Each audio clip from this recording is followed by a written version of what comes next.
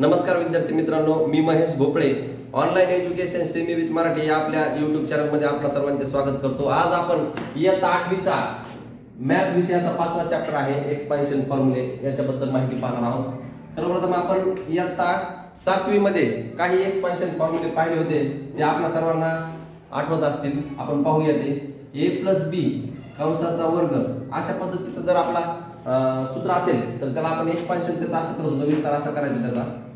तर पहिल्या पदाचा वर्ग करायचो आपण, नंतर दुसऱ्या पदाचा वर्ग करायचो आणि ह्या दोन्ही पदांच्या गुणाकाराची दुप्पट त्याच्यामध्ये ऍड करायचो असं।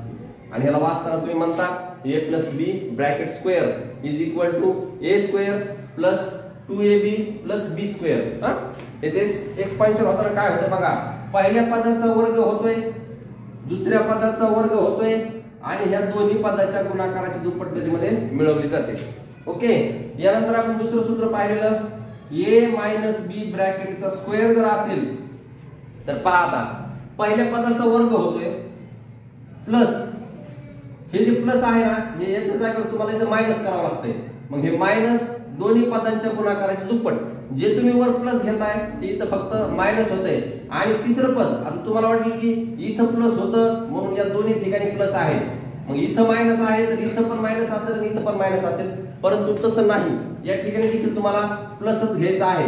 आणि हे कशामुळे आहे तर तुम्हाला माहिती आहे, कुठल्याही मायनस संख्या असो किंवा प्लस संख्या असो त्यांनी जर आपण गुणाकार केला तर त्याचं उत्तर पहा तुम्ही काय येते, त्याचं उत्तर हे पॉझिटिव्हच येते। पहा, सेम प्लस डिफरंट मायनस हा नियम तुम्हाला माहिती आहे। मग b * b हे पहा, जर तुमचा b पॉझिटिव्ह असेल तरी पण त्याचा आन्सर पॉझिटिव्हच, आणि जो निगेटिव्ह b असेल तरी पण त्याचा स्क्वेअर केला तर तो पण पॉझिटिव्हच। म्हणून a - b ब्रॅकेट स्क्वेअर याचे एक्सपान्शन सांगताना तुम्हाला असं म्हणायचंय की a square - 2ab + b square. Okay, मग इथं मायनस आहे म्हणून इथं पण मायनस आणि इथं पण मायनस असं करायचं नाही। आता तिसरं एक्सपान्शन फॉर्म्युला आपण पाहिला होता, एका कंसामध्ये a + b आणि तेच दोन पद घेऊन त्यांची दुसऱ्या कंसामध्ये वजाबाकी म्हणजे a - b। मग एका कंसामध्ये a + b, एका कंसामध्ये a - b असं जर असेल तर मग याच्यामध्ये पहिल्या पदाचा वर्ग होतो आणि मायनस दुसऱ्या पदाचा वर्ग होतो। पहा, ह्याचं एक्सपान्शन असं आपण पाहिलं होतं। हे आपण 3 सूत्र इयत्ता 7वी मध्ये पाहिलेले। आता आपल्याला 8वीच्या वर्गामध्ये पण काही एक्सपान्शन सूत्र पाहायचे आहेत, एक्सपान्शन फॉर्म्युले पाहायचे आहेत। त्यापैकी आपलं पहिलं जे आहे ते आहे a + b ब्रॅकेटचा क्यूब, बरोबर। मग हे a + b ब्रॅकेटच्या क्यूब मध्ये आपल्याला काय करावं लागतं नीट पाहिजे। ह्याचे एक्सपान्शन हे 4 टर्म मध्ये होते। पहिली टर्म आहे आपली पहिल्या पदाचा घन करायचा, दुसरी टर्म आहे दुसऱ्या पदाचा देखील घन करायचा। पहा, पहिल्या पदाचा घन करायचा, दुसऱ्या पदाचा घन करायचा।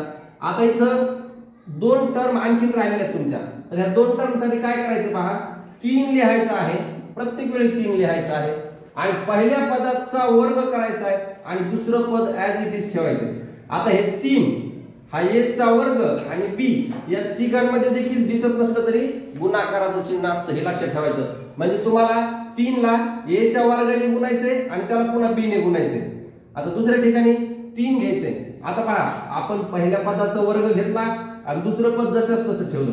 आता मात्र पहिलं पद जशास तसं ठेवायचे आणि दुसऱ्या पदाचा वर्ग करायचा आहे। मग तुम्हाला इथे a जशास तसं राहील आणि b चा वर्ग होईल। तर अशा पद्धतीने a + b ब्रॅकेटचा क्यूब ह्या घनसूत्राचं विस्तार असा होतं। पहा, ह्याचं एक्सपान्शन ह्या क्यूबचं असं होतंय, समजलं। आता तुमचा होमवर्क काय असणार आहे पहा, हे जे चल आहेत ना, ह्या चलाच्या जागेवर तुम्ही ABCD मधील सर्व अक्षर लिहायचे आणि प्रॅक्टिस करायची। आता आपण दुसरं टर्म घेऊ b + c ब्रॅकेटचा क्यूब, तर ह्याचं एक्सपान्शन करून दाखवतो। मी तुम्हाला काही 2-3 उदाहरणं सोडून दाखवतो, मग तुम्ही तशा पद्धतीचे शेवटपर्यंत Z पर्यंतचे एक्झाम्पल तुम्ही घरी सोडवायचे आहेत। मग ह्याच्यामध्ये काय एक्सपान्शन होतं बघा, पहिल्या पदाचा घन प्लस दुसऱ्या पदाचा घन प्लस 3 + 3। आता इथं पहिल्या पदाचा वर्ग, दुसरं पद जशास तसं, आता पहिलं पद जशास तसं आणि दुसऱ्या पदाचा वर्ग, एवढं सोपं आहे बघा, समजतंय। पहा, आता तिसरं एक्झाम्पल पाहू आपण। तिसरं घ्यायचं हे c प्लस त्याच्या पुढचं पद d आणि ह्याचा क्यूब। पहा शक्यतो सगळे लेटर्स हे दुसऱ्या म्हणजे स्मॉल लेटर्स घ्या, कॅपिटल लेटर्स घेऊ नका। आता पहा ह्याच्यामध्ये क्यूब आहे, मग पहिल्या पदाचा क्यूब करायचा आहे प्लस दुसऱ्या पदाचा क्यूब करायचा आहे। ओके, नंतर इथं 3 आता पहिल्या पदाचा स्क्वेअर करायचा, त्याला दुसऱ्या पदाने गुणायचं आणि पहिलं पद जसं तसं ठेवायचं आणि दुसऱ्या पदाचा स्क्वेअर करायचा। अशा पद्धतीने हे क्यूबचं एक्सपान्शन होते पहा।